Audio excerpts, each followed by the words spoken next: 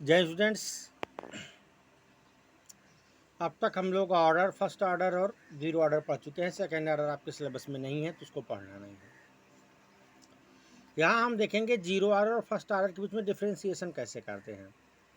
कुछ ट्रिक्स होते हैं जिसके अकॉर्डिंग हम जीरो ऑर्डर और फर्स्ट ऑर्डर को पहचान सकते हैं, उनको डिफ्रेंशिएट कर सकते हैं। तो इसके लिए चलिए कॉलम बनाते हैं। यहाँ लिखते हैं पहले कॉलम में जीरो ऑर्डर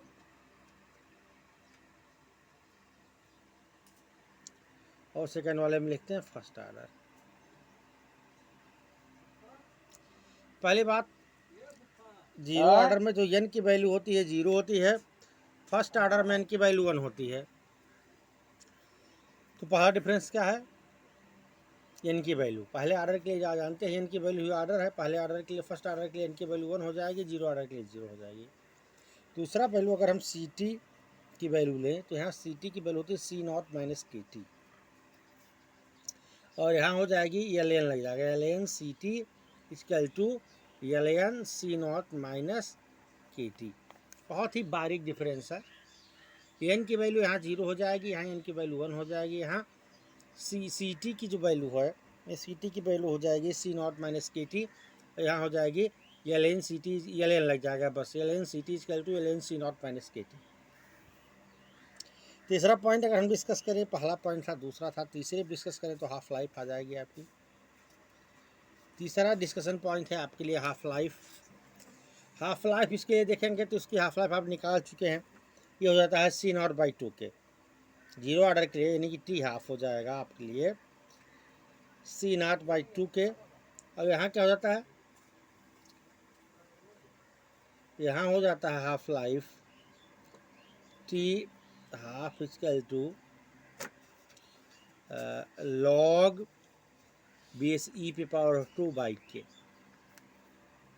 या इसको निकाल सकते हैं टी हाफ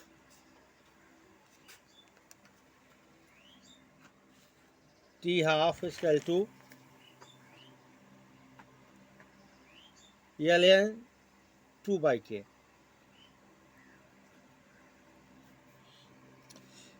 ठीक है। तीसरा डिफ्रेंसिएशन क्या है?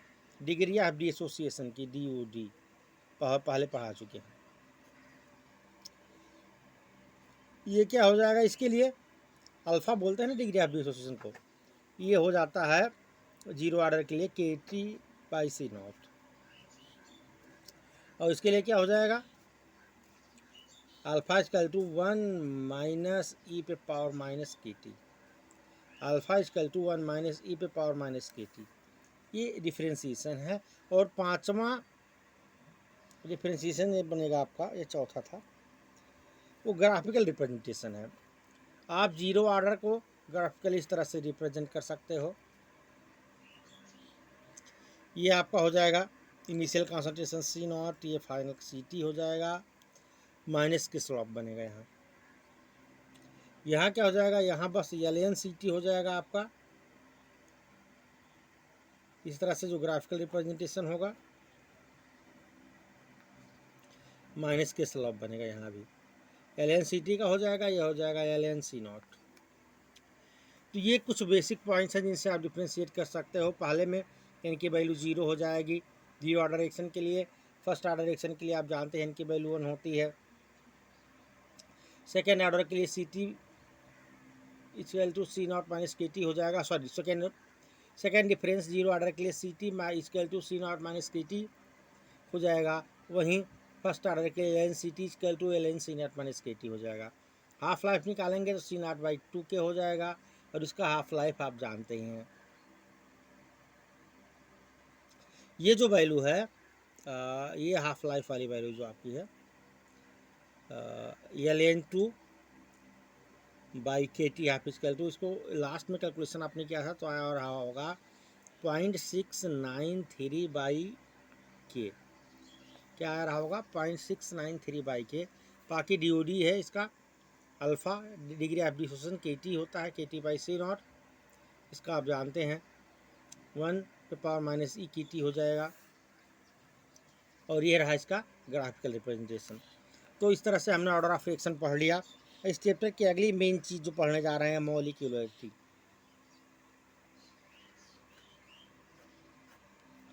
मॉलिक्यूलरिटी। मॉलिक्यूलरिटी है क्या?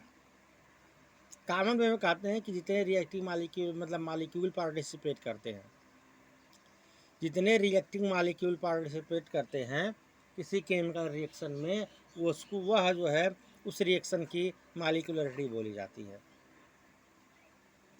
जितने रिएक्टिंग स्पीशीज पार्टिसिपेट करते हैं उसको मॉलिक्यूलरिटी बोलते हैं, बट थोड़ा डिफरेंट वे है। अगर इसको हम थ्योरेटिकली समझें तो इसको लिख सकते हैं the number of reacting species, यानी जितने द अभी समझा रहे हैं इसको आप, नंबर ऑफ डिफिनेशन पूछ सकता है, रिएक्टिंग स्पीशीज। अब रिएक्टिंग स्पीशीज आपका आइटम हो सकता है, मॉलिक्यूल हो सकता है, या कोई आयन भी हो सकता है। रिएक्टिंग स्पीशीज तो कुछ भी हो सकता है, आइटम हो सकता है, मॉलिक्यूल हो सकता है, या आयन हो जाता है। तो number of reacting species participating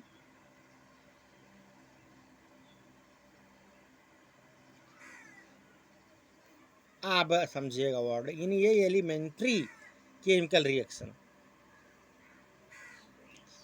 in ये एलिमेंट्री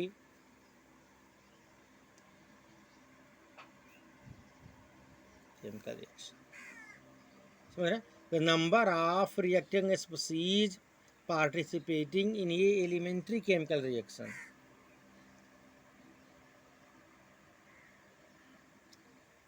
ठीक है। इन विच मस्ट टू कोलाइज, डिफिनेशन समझिए, इन विच must to coalesce, must coalesce, must coalesce simultaneously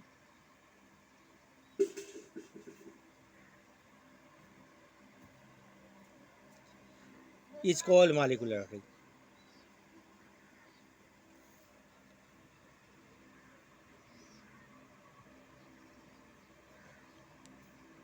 बहुत लंबा डिफिनेशन ना, ध्यान दीजिएगा, मैं पूरा कंसंट्रेशन इस पर डिपेंड कर रहा हूँ।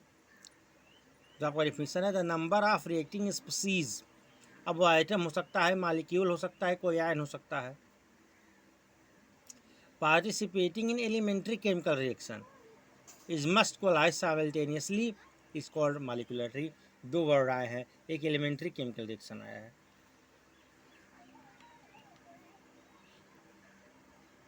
दोनों को मैं समझाऊंगा आपको।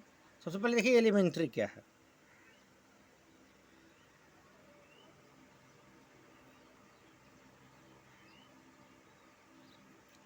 एलिमेंट्री केमिकल रिएक्शन क्या है? एलिमेंट्री का मतलब होता है सिंपल केमिकल रिएक्शन, या हम बोल दें इसको single step chemical reaction.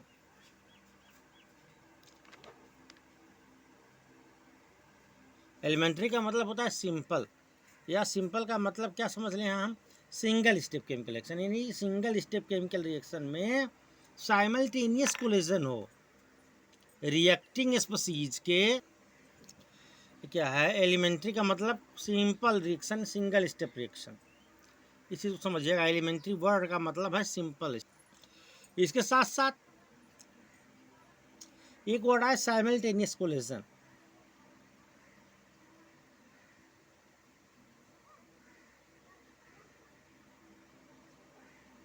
Collision का मतलब होता है टकराव।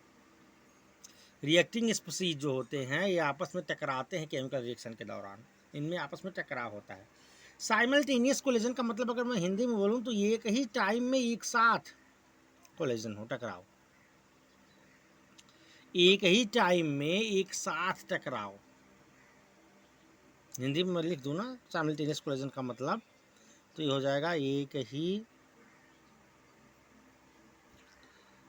टाइम में एक साथ कोलिजन।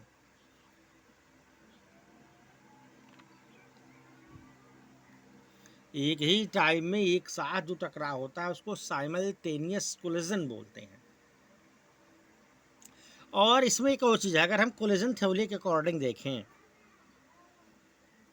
अगर हम कोलिजन थ्योरी के अकॉर्डिंग देखें,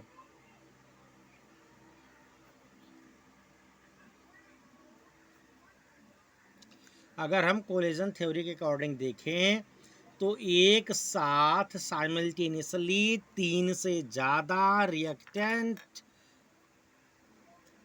मतलब कह सकते हैं कि एक साथ एक समय में एक साथ 3 से ज़्यादा रिएक्टेंट एक साथ साइमल्टेनियस कोलाइज नहीं हो सकते। 3 से ज़्यादा रिएक्टेंट एक साथ साइमल्टेनियस कोलाइज नहीं हो सकते। आ रहा है समझ में? तो इसकी बेस पे तो मॉलिक्यूलरिटी मैक्सिमम 3 होनी चाहिए, क्योंकि है क्या, एक साथ साइमल्टेनियस कोलिजन हो, एलिमेंट्री केमिकल रिएक्शन में एक साथ साइमल्टेनियस कोलिजन हो, उसी को तो आप क्या बोल सकते हो, एलिमेंट्री केमिकल रिएक्शन में साइमल्टेनियस कोलिजन को ही तो आप बोलते हो मॉलिक्यूलरिटी। जबकि कोलिजन थ्योरी कह रहा है कि 3 से ज़्यादा, more than 3 reactant are not possible to simultaneous collision. 3 से ज़्यादा मतलब रिएक्टेंट एक साथ साइमल्टेनियसली कोलाइज नहीं हो सकते। तो यानी कि अगर इस बेस पे देखा जाए तो इस बेस पे देखा जाए तो मॉलिक्यूलरिटी जनरली 3 से ज़्यादा नहीं हो सकती, है ना। जनरली मॉलिक्यूलरिटी मोर देन 3 से ज़्यादा नहीं हो सकती होती। जनरली मॉलिक्यूलरिटी 3 से ज़्यादा नहीं हो सकती। और ये भी समझ लो कि मॉलिक्यूलरिटी कभी 0 भी नहीं होती। जनरली मॉलिक्यूलरिटी 3 से ज़्यादा नहीं होती। और दूसरी चीज़ ये समझ लो, मॉलिक्यूलरिटी नेवर कैन बी 0, कभी भी 0 नहीं होती, क्योंकि अगर 0 हो गया तो कोई मॉलिक्यूल रिएक्टिंग स्पीशीज है ही नहीं। ये सारी चीज़ों की चर्चा है हम नेक्स्ट लेक्चर में करेंगे। चूँकि सिस्टम का अभाव है, दूसरे मोबाइल से भी जो वीडियो बन रहा है, आप लोग जानते हैं कि सेट जो है अचानक सडन गायब हो गया है। और मेरी कोशिश है ताकि आप लोग बहुत ज़्यादा समय तक सफ़र ना करें, इसीलिए वीडियो को आप अपलोड कर दे रहा हूँ। जय हिंद।